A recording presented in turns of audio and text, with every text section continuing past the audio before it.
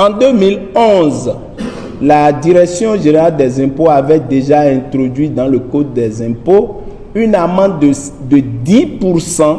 On a commencé par 10%, une amende de 10% pour les entreprises qui font des paiements en espèces supérieurs à 100 000 francs. Et en 2012, le taux de cette amende a été réduit à 5%. Et c'est les 5% qui vont être appliqués jusqu'au 31 décembre 2024. Donc ce n'est pas une mesure nouvelle. Les entreprises connaissent ça, que lorsque vous faites des dépenses de montant supérieur à 100 000 francs en espèces, vous payez une amende égale à 5% du surplus de 100 000. C'est ça qui est appliqué jusque-là. Et donc, ce qui va changer en 2025, c'est qu'on a réduit le taux de 5 à 1%, mais il ne prendra plus la nature d'une amende. Ce sera donc un prélèvement direct de 1% pour une meilleure application et pour une généralisation de la mesure, parce que la mesure pesait exclusivement sur les dépenses effectuées par les entreprises. Et si nous mettons en place des mesures de bancarisation, des mesures de digitalisation, il faudrait que ces mesures soient renforcées. Il faudrait que nous diminuions le transport et le paiement de nos dépenses en espèces. Donc, aujourd'hui, le gouvernement a développé beaucoup de systèmes de paiement digitaux et vous avez le paiement par téléphonie mobile qui ne constitue pas un paiement en espèces. On peut l'utiliser, les virements bancaires, les chèques, etc. Donc concrètement, nous devons prendre nos dispositions pour que nos dépenses supérieures à 100 000 francs, nous puissions les faire par téléphonie mobile, par virement ou par chèque. Rupture révélée. Rupture révélée. Rupture révélée.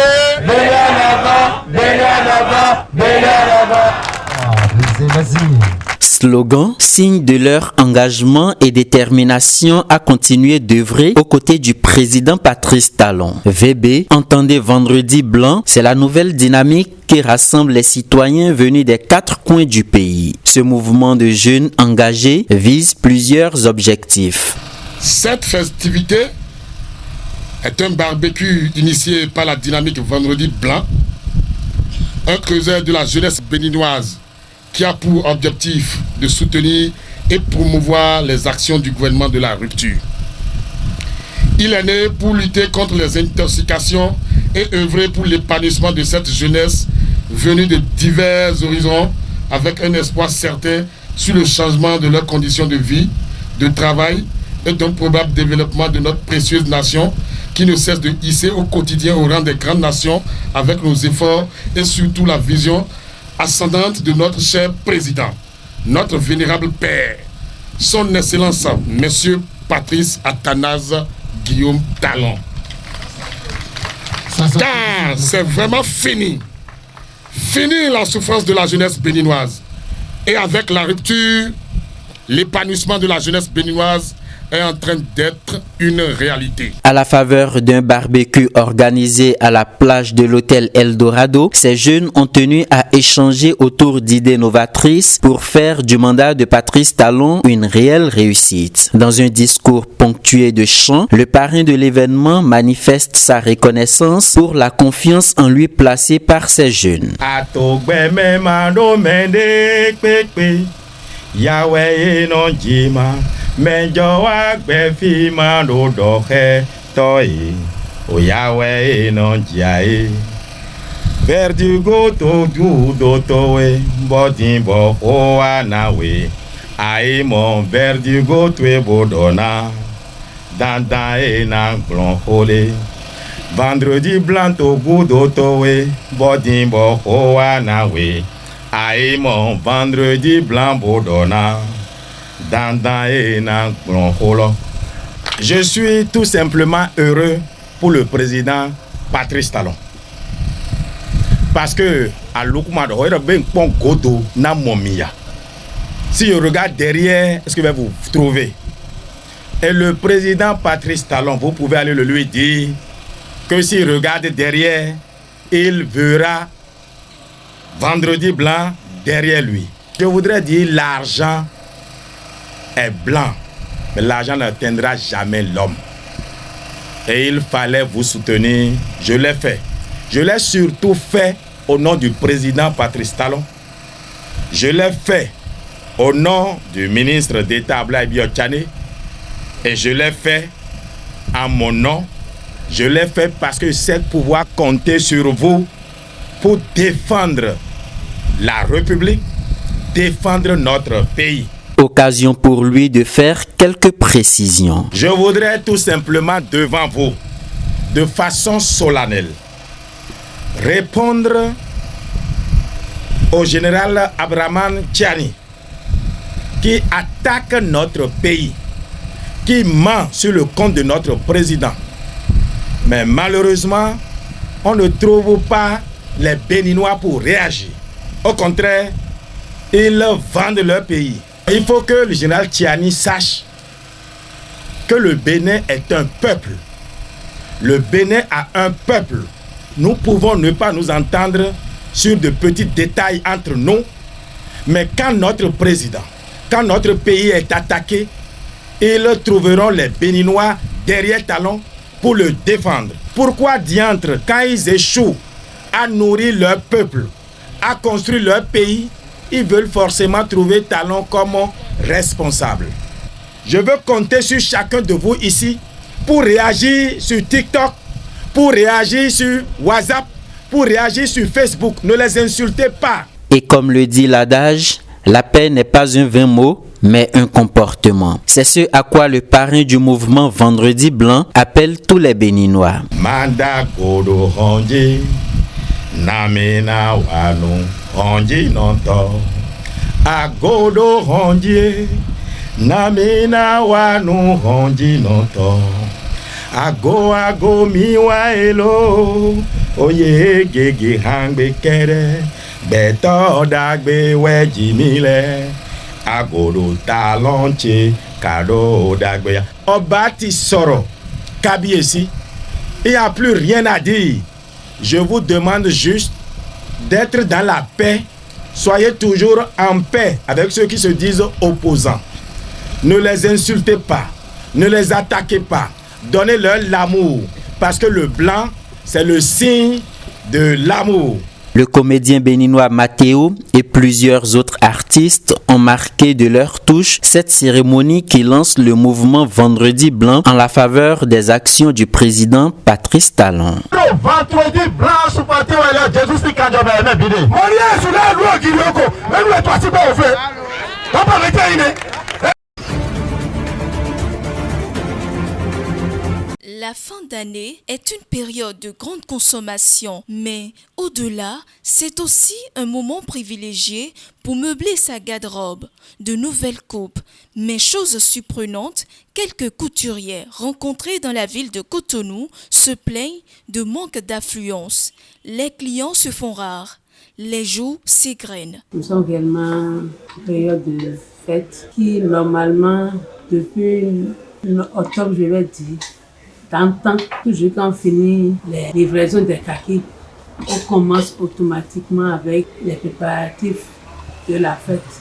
Parce que tous les tissus qui sont avec vous, vous commencez par les préparer pour que les autres qui vont venir dessus ne soient pas accumulés. Par contre, les années changent, les poches ont d'autres couleurs et il y a aussi beaucoup d'activités de commerce qui fait qu'aujourd'hui, il y a beaucoup de prêt-à-porter qui jouent sur l'ambiance, qui fait que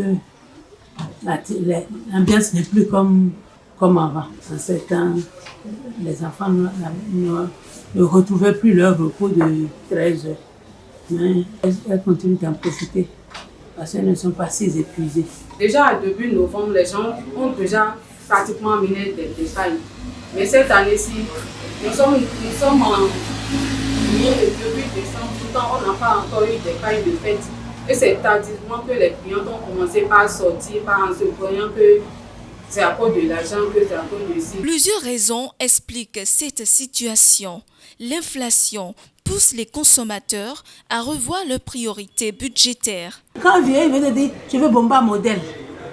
C'est un style de te dire, je ne veux pas beaucoup dépenser. Quand on te dit Bomba, là, c'est à partir de 1000 francs jusqu'à 2000. Quand on dit modèle, il faut te retrouver dans 3000 jusqu'à 5000. Et d'autres fois, quand tu vas calculer, tu vois d'autres modèles qui ont te dit Bomba modèle, là, qui veut te conduire jusqu'à 15 000 pour les dépenses de finiture. Si tu ne te retrouves pas, tu calcules bien pour te lancer, c'est toi qui auras de pète. Là, aujourd'hui, tu te bases beaucoup sur ces trucs-là, un peu de paille. Même avant, les gens achetaient les demi-pièces. Aujourd'hui, il n'y a pas beaucoup de gens qui achètent même demi-pièces. C'est 3 mètres. Qui veut faire une petite jupe par façon, bien une robe façon. Cette fin d'année-là, ce qu'ils ont demandé, ce sont des robes, des bombas modélisés, en tout cas des trucs 5-5 à cause de l'argent. Des trucs 5-5. Genre, quand les fêtes approchent là, j'aurais même souhaité qu'ils amènent vite le pain. Déjà le début et octobre, pour le fin octobre, que les pains sont déjà à notre disposition pour nous faciliter la tâche. Selon André Malraux, l'espoir des hommes, c'est leur raison de vivre. Alors, l'espoir est permis. Cette soirée de ce vendredi 27 décembre 2024 sur le terrain d'Omocline d'Aglangandan marque le dernier match de l'année qui oppose les supporters du Barça à ceux du Real Madrid. Après 1 minute de silence en hommage à Romaric Metonou, le coup de sifflet de l'arbitre engage les deux équipes. Et du côté du Barça avec la Masia et le coup de sifflet qui retentit avec... Mené au score à la première mi-temps sur un but somptueux des Madrilènes, les fans barcelonais n'ont pas abdiqué et sont revenus au score à la deuxième mi-temps suite à un but des Madrilènes contre leur camp. Il s'offre le ballon en profondeur avec Kayode pour le crochet qui a passé. Et attention!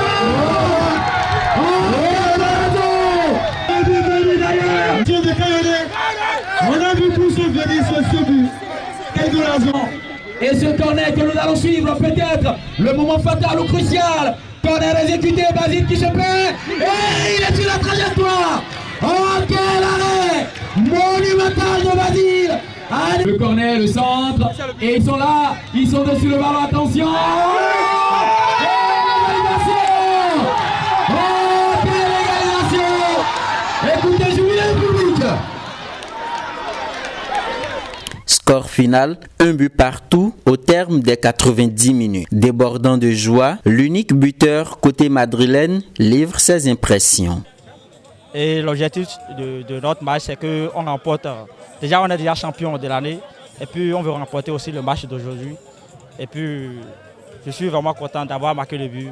Ça m'a vraiment fait plaisir d'avoir marqué devant le spectacle. Je suis vraiment heureux. Journaliste sportif, Pépé Villard fait une analyse pointue de cette finale. À l'ensemble, c'est une rencontre plaisante, alléchante avec des occasions de paix. Donc ça a été rythmé, chaque équipe a eu ça. Mi-temps, les Madrilènes d'entrée ont frappé fort, ils sont partis au mi-temps avec l'avantage au score, retour des vestiaires. Les Catalans ont su se recoller rapidement au score pour rétablir la parité. Et je pense que nous avons besoin de ces gens et d'initiatives dans tout le pays parce que vous voyez, ça égaye, les gens sont contents, malgré qu'il s'agit du Real de Barça parce que le football, il est universel, c'est un sport d'amour, de paix, de joie, de partage, d'entraide. Donc c'est la preuve que nous avons eue cet après-midi. Je pense qu'on est tous satisfaits du contenu de cette rencontre et de l'ambiance qui a régné et surtout du fair play qui a régné tout au long de cette partie. Comment en sommes-nous venus à un classico entre fans du Real et du Barça en terre béninoise? Les explications des membres du comité d'organisation. L'objet du match, c'est pour faire profiter la jeunesse localement toujours de la faveur des classicos. Nous avions instauré cette histoire, ça fait bientôt 15 ans. Donc chaque année, chaque vendredi ici, nous jouons un classico entre le Barça et le Real. Et le dernier vendredi de l'année, nous jouons une grande finale. Quel que soit le score, quel que soit ce que cela nous a apporté dans l'année, quel que soit celui qui est sorti champion, Nous avions un dernier classico que nous jouons chaque dernier vendredi de l'année. Je suis vraiment content parce qu'on a dû mettre les petits plats dans les grands plats pour pouvoir permettre aux jeunes de s'émerveiller. Donc je vous remercie, je remercie Speedline TV pour le travail abattu et je dis un sincère merci à tout le staff d'organisation qui n'a pas laissé un boucher pour nous permettre d'avoir ce genre de match ce soir. Le cap est désormais mis sur l'édition 2025. Après des mois de polémique, le Premier ministre sénégalais a finalement pu tenir sa déclaration de politique générale. Une déclaration très attendue par les Sénégalais et Ousmane Sonko qui, pendant plus de 2 heures, a fait face aux députés pour dérouler le programme du régime actuel dirigé par Bassirou Diomaye Faye. Il y a eu beaucoup de promesses et des annonces et parmi les annonces, il y a notamment l'abrogation de la loi d'amnistie qui avait permis, il faut le rappeler, au président Bassirou Diomaye Faye et à Ousmane Sonko d'être élargi de prison par le président Macky Sall. Il y a également une autre annonce relative à la réciprocité dans l'établissement de visas vis-à-vis des pays qui pratiquent la même chose envers le Sénégal. Et comme il fallait s'y attendre, la déclaration a laissé sur sa fin l'opposition. Le député Thierno Alassane Sall, connu pour ses positions très fermes vis-à-vis du régime actuel, a notamment douté de la faisabilité. Il reproche au régime actuel de vouloir s'endetter davantage pour pouvoir financer son programme. Il faut rappeler que cette déclaration de politique générale était au cœur d'une grosse polémique entre le pouvoir et l'opposition avec des menaces de motion de censure contre le Premier ministre Ousmane Sonko, ce qui avait notamment conduit à la dissolution de l'Assemblée nationale et l'organisation de législatives anticipées remportées par le parti au pouvoir, le PASTEF, ce qui a permis aujourd'hui au Premier ministre Ousmane Sonko de pouvoir dérouler en toute tranquillité sa déclaration de politique générale. Je suis Wahani Johnson Sambou, correspondant au Sénégal pour Africa News.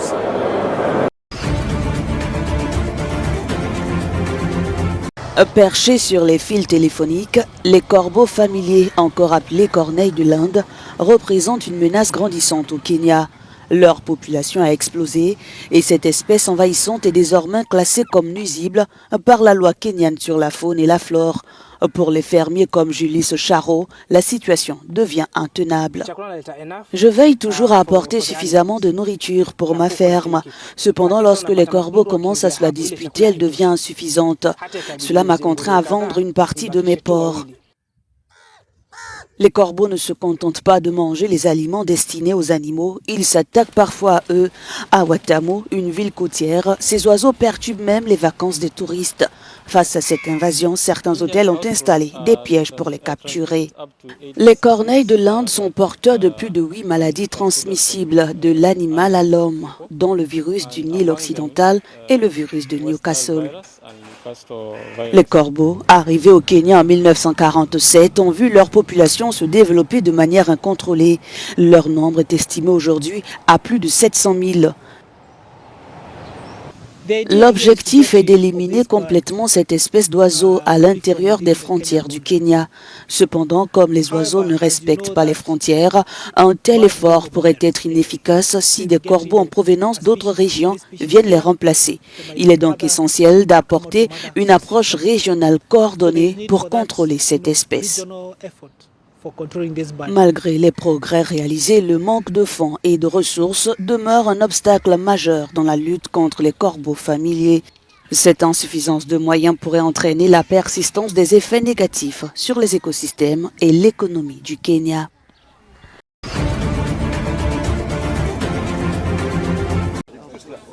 Les Tchadiens ont voté dimanche pour des élections législatives et régionales. Celles-ci marquent la fin de 3 années de transition après le coup d'État de 2021 et sont les premières en plus de 10 ans. Après avoir voté à N'Djamena, le président Mahamat Idriss Déby a rappelé l'importance de ce moment. 29 décembre 2024 est un jour historique pour notre pays. Ces élections ouvriront la voie à l'ère de la décentralisation, tant entendue et voulue par le peuple tchadien. Plus de 8 millions d'électeurs étaient inscrits pour élire 188 législateurs et représentants locaux. L'opposition, notamment le parti transformateur de Succès Masra, a appelé au boycott, jugeant les élections non crédibles.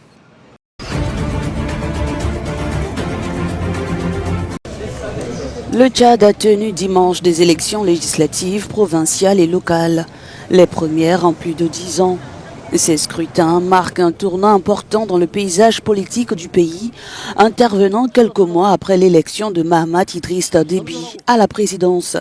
Ces élections sont perçues comme une tentative de renforcer les institutions démocratiques et de répondre aux aspirations d'une population en quête de stabilité et de progrès. Voter, alhamdulillah, et puis on souhaite bonne chance à tout le monde et que les gens qui ont voté, on souhaite vraiment qu'ils nous font de bon travail, une Tchad meilleure, Tchad d'avenir, une nouvelle page, Inch'Allah, que le Tchad va changer avec cette nouvelle équipe, Inch'Allah. La principale opposition tchadienne a décidé de boycotter le scrutin de dimanche, dénonçant un manque de transparence dans l'organisation des élections. Elle accuse les autorités de ne pas avoir mis en place un processus électoral crédible.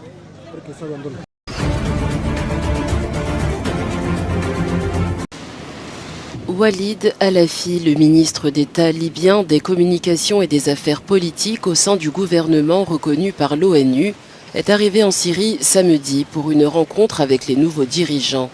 Cette visite intervient après des mois de turbulences au Moyen-Orient, marqués par la chute de Bachar al-Assad il y a près de 3 semaines. Les Libyens sont ceux qui comprennent le mieux ce qui est arrivé au peuple syrien, en particulier en ce qui concerne la phase de déplacement et d'accueil des réfugiés. De nombreuses régions libyennes ont vécu des choses similaires à ce qui s'est passé ici en Syrie. Nous sommes donc venus aujourd'hui pour exprimer la voix et l'opinion de notre peuple et les aspirations des Libyens à l'égard de leurs frères en Syrie. Walid Al-Afi a également abordé la nécessité d'une coopération renforcée, notamment dans les domaines sécuritaires. Il a exprimé son souhait de l'arrivée d'un ambassadeur libyen permanent à Damas.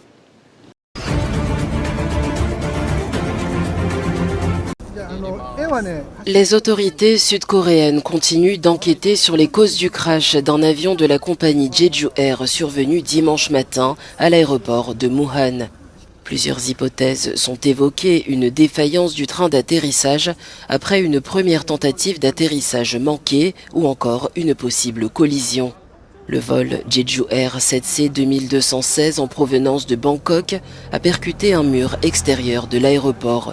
L'avion s'est enflammé, tuant au moins 167 personnes parmi les 181 passagers. 2 membres d'équipage ont survécu, un homme et une femme. L'incendie a pu être maîtrisé 43 minutes après le crash, mais le fuselage de l'avion, complètement détruit, rend l'identification des victimes difficile. Les autorités ont récupéré les 2 boîtes noires. Les enquêteurs se concentrent actuellement sur la question de la défaillance technique pour déterminer les causes exactes de l'incident.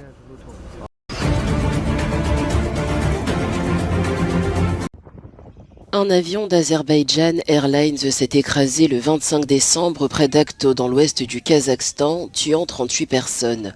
Cette tragédie soulève des questions sur l'implication de la Russie, notamment après les excuses de Vladimir Poutine. Samedi, lors d'un entretien téléphonique avec son homologue azerbaïdjanais, Poutine a exprimé des regrets que l'incident ait eu lieu dans l'espace aérien russe, sans toutefois admettre la responsabilité de son pays. Vladimir Poutine a précisé que l'avion avait tenté d'atterrir à Grozny alors que la ville était attaquée par des drones ukrainiens. Il a assuré que la défense russe avait repoussé ces attaques sans confirmer si l'avion avait été touché. De son côté, le président azerbaïdjanais Ilham Aliyev a souligné que des témoins et des signes visibles sur le fuselage suggéraient une interférence physique extérieure. Les 2 présidents ont convenu de l'importance d'une enquête.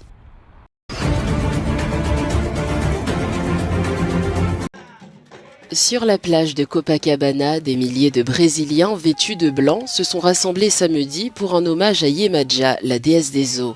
Cette tradition issue des religions afro-brésiliennes Candomblé et Ubanda marque le passage à la nouvelle année. Myriam Deoya, une prêtresse, explique que Yemadja, symbole de prospérité, est invoqué pour ses bénédictions. Nous demandons toujours à Yemadja de nous donner la santé, l'abondance, la prospérité, afin qu'elle puisse apporter la paix. Non seulement à nous, mais au monde entier, car nous avons tous besoin de paix.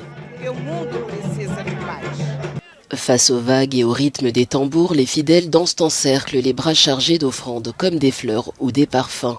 Cette pratique remonte au XIXe siècle avec l'arrivée des esclaves d'Afrique de l'Ouest.